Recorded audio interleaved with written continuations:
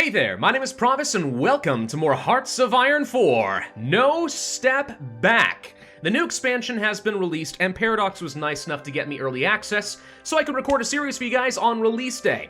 And having spent a couple hours looking through this expansion, oh boy, this is a big one. Everything has changed. I mean, I never considered myself to be an expert at HoI4, maybe above average, but now everything I thought I understand is basically topsy-turvy and the meta is completely thrown to the wind, not to mention some really exciting new mechanics. So let's go ahead and jump into a new game, and we're gonna try to not get horribly overwhelmed. Now, as far as the nation we're gonna be playing, of course, it's gonna have to be the USSR. They got a huge update to their national focus tree, some unique mechanics just for them. It looks really solid. I'm gonna have fun with that. So let's go ahead and get ourselves in the mood, nicely situated, ready to play in Soviet Russia. And we're going to be playing as Joseph Stalin, at least at the beginning, though we'll have the option to change that later if we so desire. When the dust settled after the Russian Civil War, the USSR had emerged as the undisputed ruler over most of what once constituted the Russian Empire. Rapid industrialization and collectivization followed, often at the great cost in human lives, and that will be reflected in this particular game. All right. So Soviet Union, here we are, one of the largest, actually the largest, and one of the most powerful nations in the game. But about to go through some rather significant changes. Good lord, this hat might have been a mistake. I mean, it looks kind of like I got goofy ears, but besides the point. All right, so here we are in the Soviets. Let's start just by looking at the national focus tree. Here it is. Keep going. Keep going. There we go. Oh yeah, it's just all of this. It's huge. Such a wide tree with a lot to do. So over on the very far left, we have industrialization efforts, which actually will follow the historical progress of the 5-year plans of the Soviet Union, including some interesting problems with the 5-year plan. So yeah, this is gonna be all industrial. Then we're gonna have, let's see, our Air Force, our fleet, pretty standard there. We're gonna have some mobilization plans and the Army. Then we're gonna have to deal with the political efforts, and we'll probably start down this route to begin with like we usually do. There's the path of Marxist-Leninism, which then branches off into 3 different parties, and then there is the restoration of the exiles after the White Movement, which basically comes down to the Tsar and so on. Normally, in a new Hearts of Iron 4 expansion, I would pick one of the strongest nations and go for an alternate history path, especially non-aligned, for some fun. And I do think we need to do a Tsarist run at some point, because it actually looks very potent. But bizarrely enough, I think we're gonna go down a historical path and keep Joseph Stalin because there's some special paranoia mechanics that are unique to him, and it looks kind of fun and exciting. So we're gonna start with this. The path of Marxism-Leninism is what we're gonna do. The infallible teachings of Marx. Engels and Lenin have lifted our nation from deepest backwardness to technological industrial equality. It would be the deepest folly to change direction now. The invincible banner of the workers' liberation marches ever onward. All right. Let's go ahead and get started over there. Now, there's a few things we need to look at. First off, let's take a look at the research tree. You may notice it's been simplified a little bit. There are no more doctrines up here. I'll show you what that means in a little bit, but no longer is that a research option. Let's start with our standard options as far as some production efficiency cap. We're gonna want some construction speed, and we're gonna wanna go for the research. All right, that's all simple enough. Now let's take a look at civilian slots. There's something new to build here. First off, the infrastructure icon is different, and there's actually a fuel capacity associated with this now. But then we have this, railways. Yep, railways are a thing now, which is very key as far as transporting supplies from one hub to another in order to supply your armies. We could build out new railways, which could end up being really good for us. We could even upgrade our trains. I'm not gonna worry about this right now because I have no idea how to optimize this. I'm gonna assume that this is okay for the start of the game, but at some point we are going to wanna start upgrading our railways in order to greatly increase the travel speed of our rapidly deploying troops, as well as making sure plenty of supplies are getting to the front line. For now, we wanna be building up some civilian factories, I do believe. Now, as far as some infrastructure, we could build a couple right there. I'm looking for spots that would be really optimal for building. 80% down here, sure, let's go ahead and build that. I just want the fastest construction of civilian factories I can get. We have at least a while before I'm gonna have to worry about World War II as the Soviets. Though, depending on the path we took, you could follow some civil wars. If we're gonna be building up, I mean, most of this is all 60% infrastructure. I assume that the construction speed for these is still modified by infrastructure level. I could be wrong on that, but I assume that that is the case. What if we go ahead and build out... Infrastructure goes up by 20% per construction now instead of 10. Oh, that's interesting. Hello. All right, we can build a couple of there, and then we'll go ahead and build out a couple more civilian factories over there. I'm looking to get some additional supplies. Steel in particular sounds really good. Maybe oil or chromium or tungsten. There's actually a surprising amount of chromium to work with. Tungsten wouldn't be bad. Oh, hello, Kazan will work. Yeah, let's go ahead and build that sucker up and then build some more civilian factories, and we'll come back to more of this later. Don't you worry. Military factories. All right, so let's see. We have a few extras to work with. We're definitely going to want some additional infantry equipment. I think we're going to want a little bit more artillery. Trucks are more important than they used to be, and I'll explain more about that in a minute, I hope. And I don't really care too much about some of the naval stuff yet. My question is, do we want to start working on tanks? So tanks have now received a tank designer in the game. We start off with several different chassis, kind of like you would with the ship designer, and now we can actually pick and choose what kind of installations we want on our tanks, customizing them to either be really heavily armored and slow, or have extremely big guns for breakthrough, or whatever else. Like, there's a lot you can do with this, and there's going to be meta as far as what tanks are the best. I have absolutely no idea what's going to be the best for me, but that's going to be a thing we have to worry about. For now, let's focus on getting some excess fighters. I do usually think that having fighters and bombers are really important. Let's focus on getting some extra support equipment, artillery. I'm just going to focus on the basics for now. And then, yeah, we could start working on some light tank chassis. I do think having some light tanks at least would be a reasonable thing to do. Let's see, naval bombers? Actually, maybe. I don't think I mind the idea of having some of these getting constructed. We could go ahead and start building at least a couple of these out. Let's pull back a little bit on the tanks just to go ahead and start working on those. Anything else? More light tanks, medium tanks. We're not going to worry about interwar. Towed anti-air. Civilian trains. Yeah, that's a thing we could do. I do think we'll want to get some anti-air started constructing as well. We're going to need all of the above. I think that getting the air superiority as the Soviets is going to be a little bit tricky, especially if we go up against the Germans and the Allies. But having at least a few ways to take down their navy as well as their air force will be good for me. All right, let's go ahead and start gathering up all of my troops. I know we haven't actually done just about anything so far. You'll have to pardon me. There's a lot going on with this. I'm going to try my darndest. Hello, Xinjiang. We're going to have to reorganize all of our forces. And of course, Japan is going to be a thing as well. So let's go ahead and start by splitting off some of these guys. That's not what I meant it to do. Grab you, split. Split. Split. Let's start with that for the moment. We're going to want to have some armies available along the borders of Finland, I believe, some against the borders of Poland, and so on. We want to have some along probably Romania here, and then these guys I think we keep mostly in a position against the Japanese.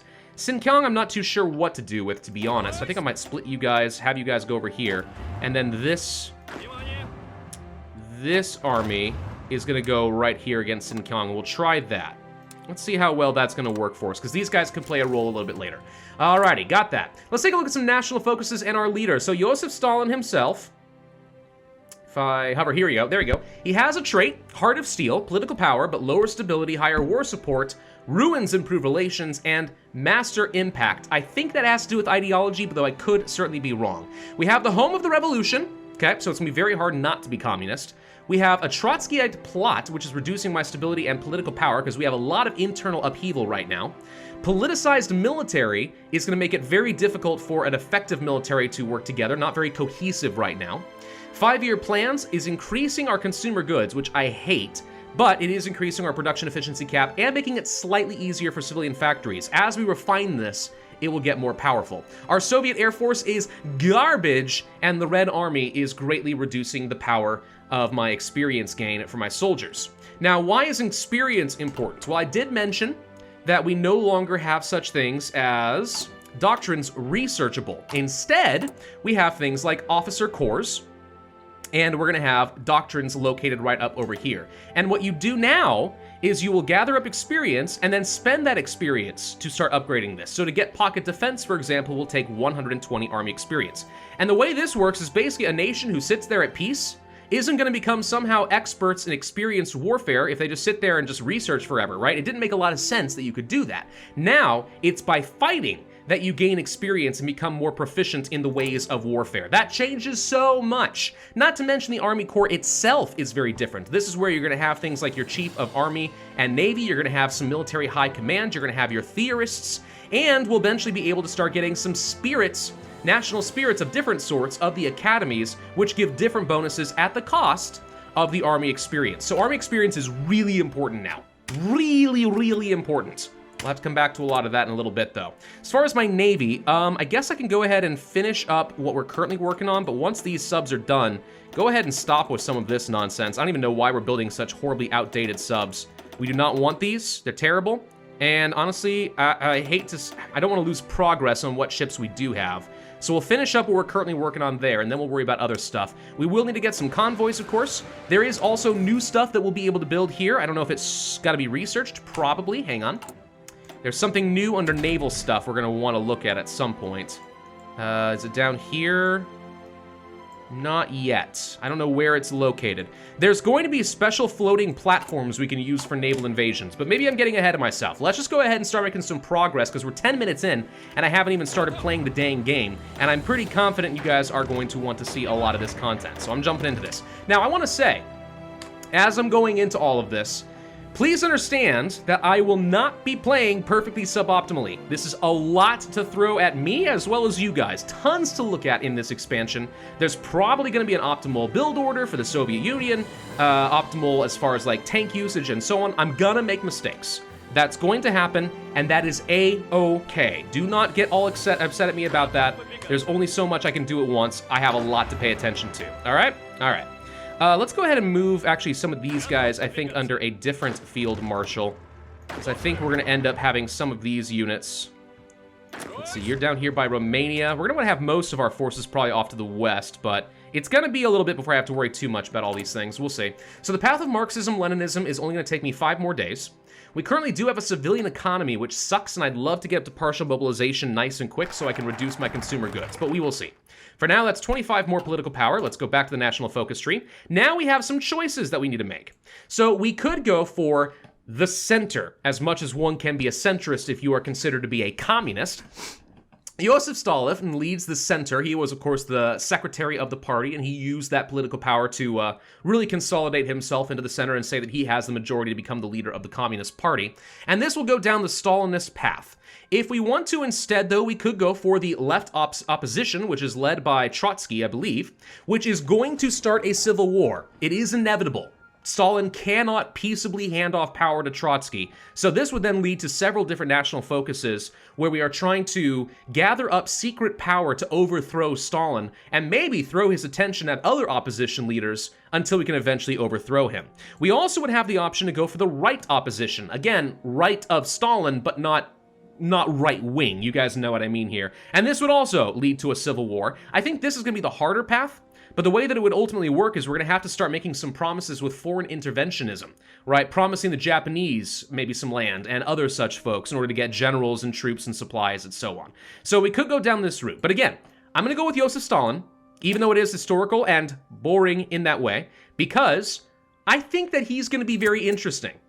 Stalin was a very paranoid individual, probably because of the way he ran his own government, but I mean, he was always worried about being backstabbed and undermined and having spies and so on. So paranoia is a mechanic in this game that we're going to have to worry about, and I think that's one of the reasons I want to play with him.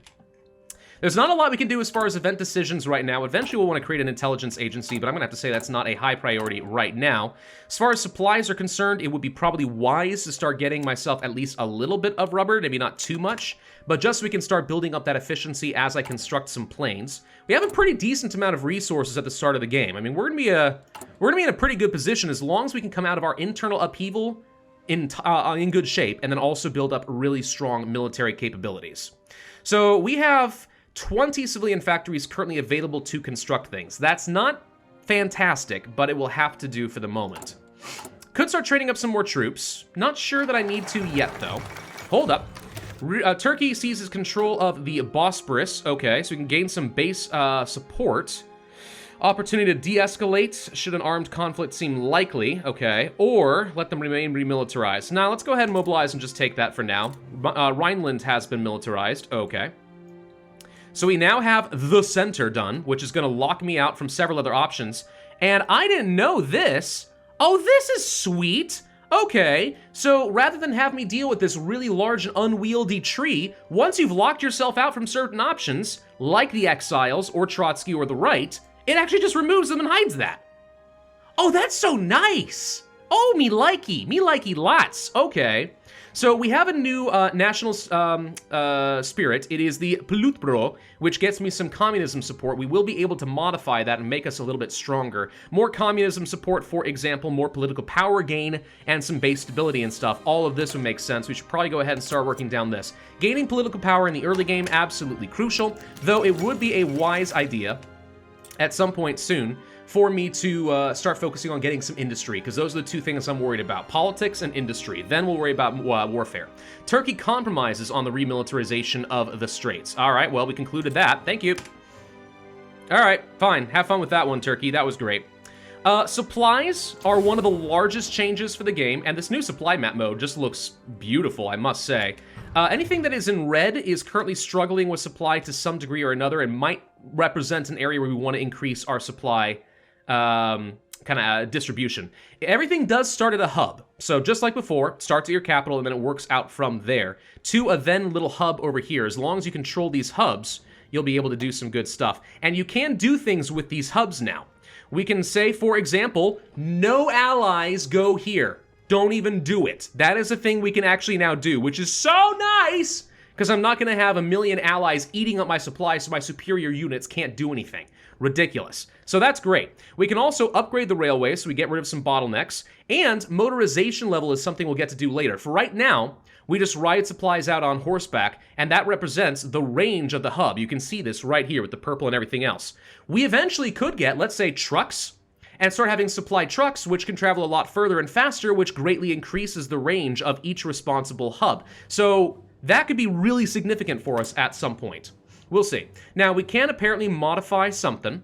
Chief of Army, okay, so we have political power. So you spend political power as well as command power in order to gain some new leaders and advisors. I'm not going to worry about that right now, though I will say, excuse me, getting a theorist early on sounds pretty good. Now notice, it doesn't give you automatic experience. What it does is reduce the amount of experience you need in order to progress down the doctrines. So that's going to be interesting.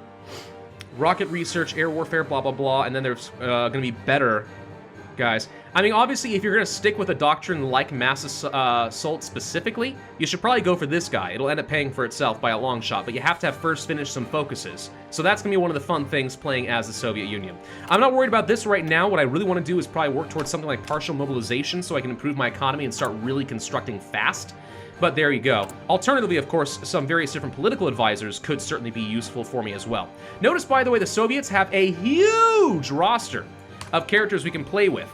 They are not all going to survive as long as Stalin is in charge. It just ain't gonna happen. Stalin is going to start purging a few people, and a lot of those extra characters are gonna get weeded out.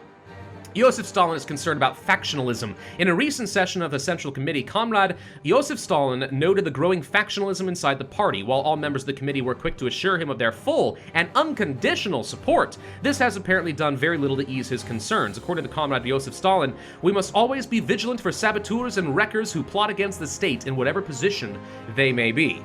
This news comes as a bit of a surprise to many in the party who believe that the threat of the party split ended with Trotsky's exile, Trotsky being in Mexico at the moment. Now the paranoia system is active. Okay, new decisions are available.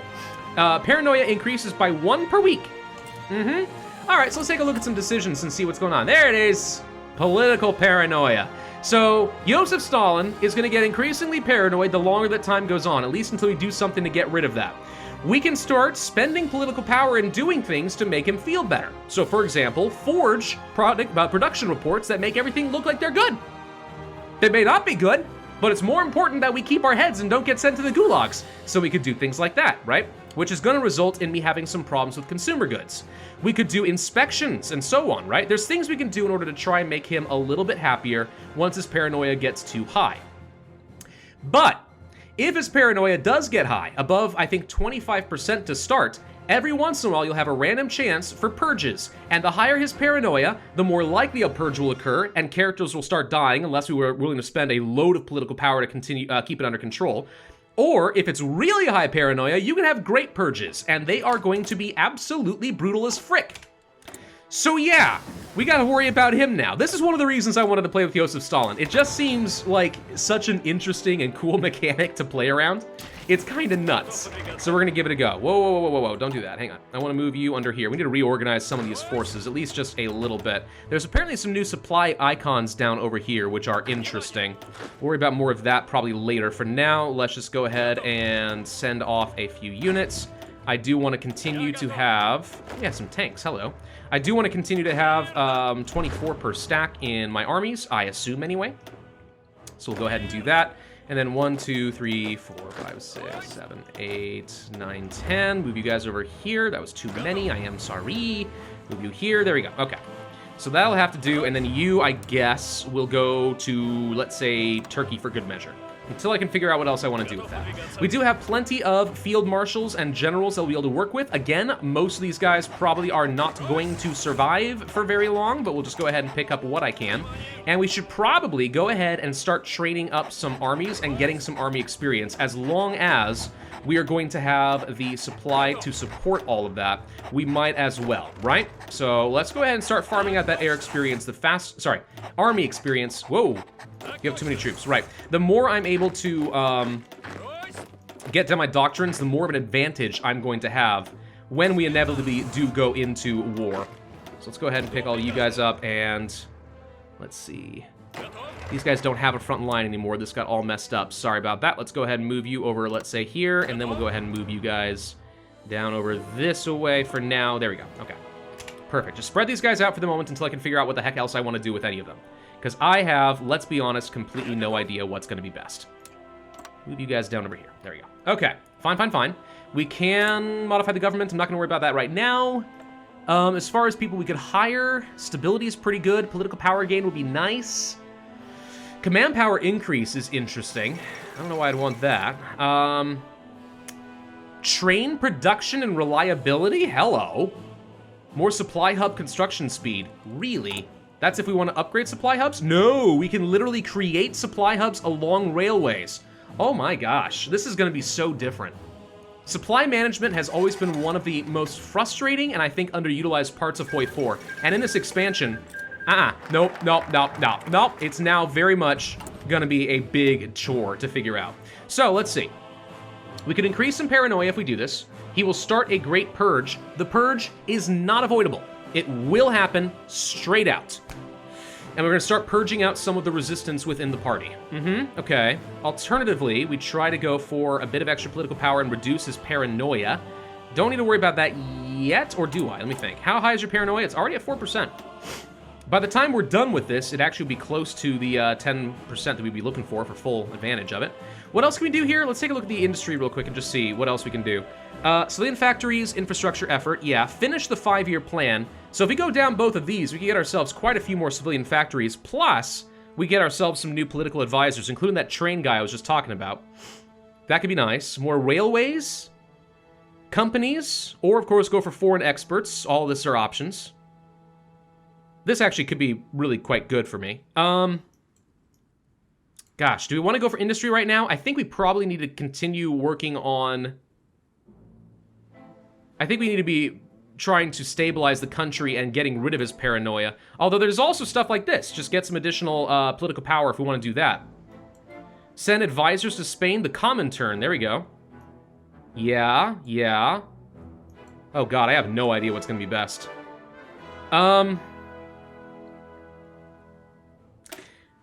I guess the sooner we start a purge and get the purges over with, probably the better. Maybe? I don't know for sure. So let's see. We could go down these doctrines. We had talked about that, but I think I'm going to go for the partial mobilization. And the reason I'm doing that is it frees up only 3 more, really? I thought it was going to free up a lot more civilian factories than that, but only 3. That leaves a bit to be desired, but okay. Do we want concentrated industry or dispersed? Factory output, raw output, or the production efficiency base. See, the reason I like the retention and base of production efficiency is I can actually swap things out technologically and we're still good. I think we're going to end up going for a dispersed industry, so let's go ahead and work on that next. I feel like I've already made mistakes, but it's alright, it's alright. This is going to be a learning experience as I figure a lot of this stuff out. Seriously, when I say that a lot of this game has changed, I am not kidding. Oh, army experience daily. Yes, yes, yes, yes, do that. We can always swap him out later. Get him now. Let's start getting some of this experience. Okay.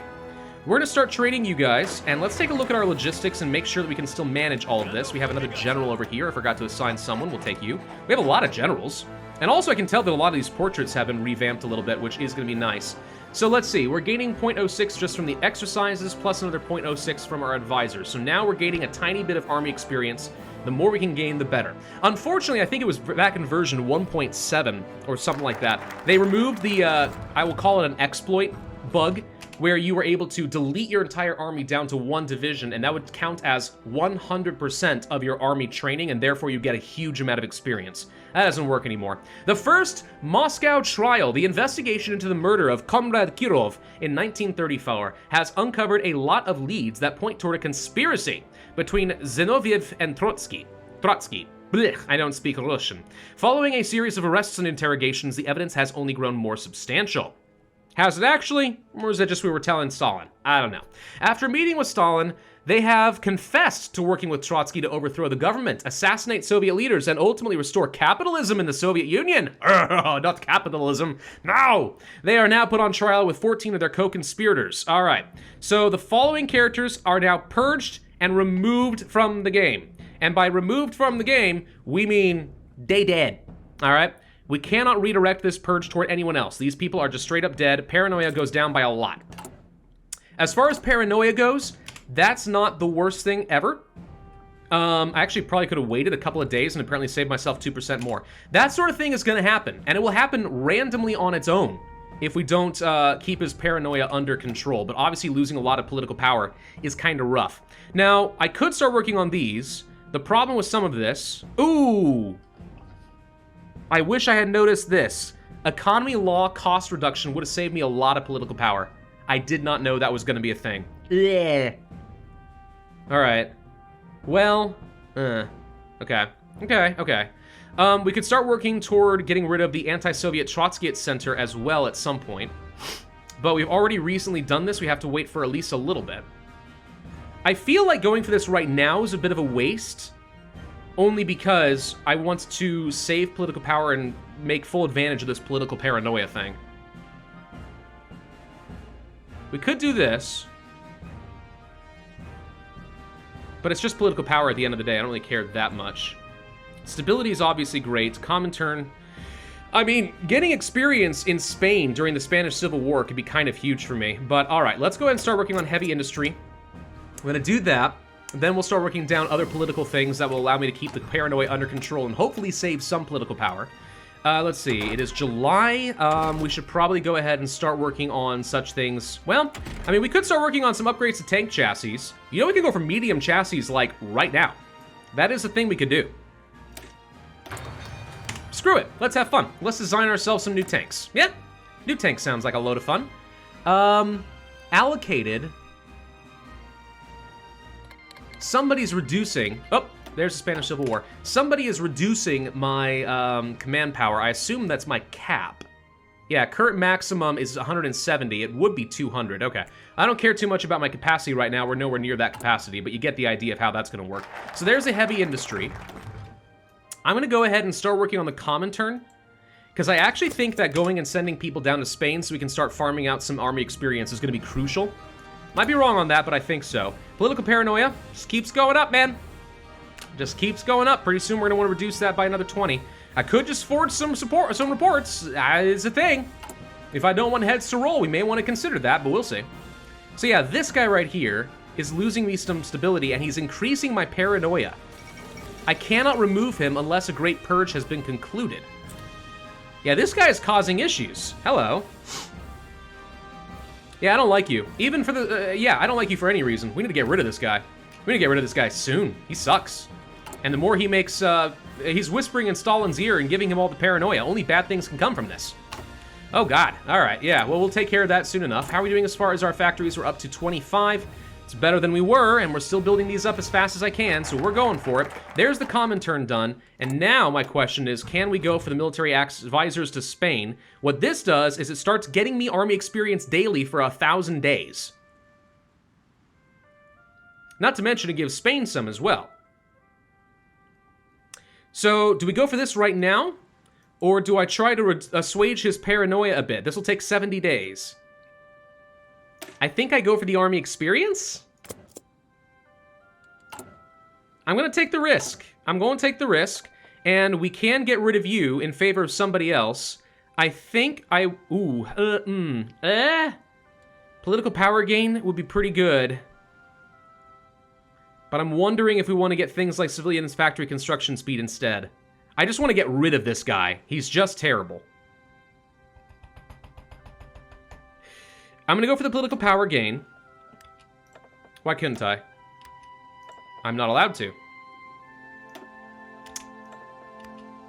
Alright, that's interesting. Oh, wait, the Great Purge isn't concluded. I thought that when it wasn't red anymore, I was able to do that. Can we see how much progress is going on with the Purge? Not at the moment. There's probably a way somewhere, and I just don't know what it is. Alright, we'll get rid of this guy in due time. In the meantime, I'm going to end this video here, because it's already been about 30 minutes, even though we've done very little. But guys, when I say that there is a lot going on in this expansion, I ain't kidding. There is so much to look at. I don't think it's that crazy to suggest that this might just be the largest expansion that has ever been released for the game. I am going to go ahead and forge some reports to try and get his paranoia back down. We'll lose a little bit on consumer goods for only 90 days, but at least he's not going to go on another purge, at least for a while. Alright, well thank you all for watching. I hope you guys are looking forward to this absolutely ludicrous expansion. If so, I would ask that you hit that like button, leave a comment, subscribe, hit that notify bell, and I will see you guys next time.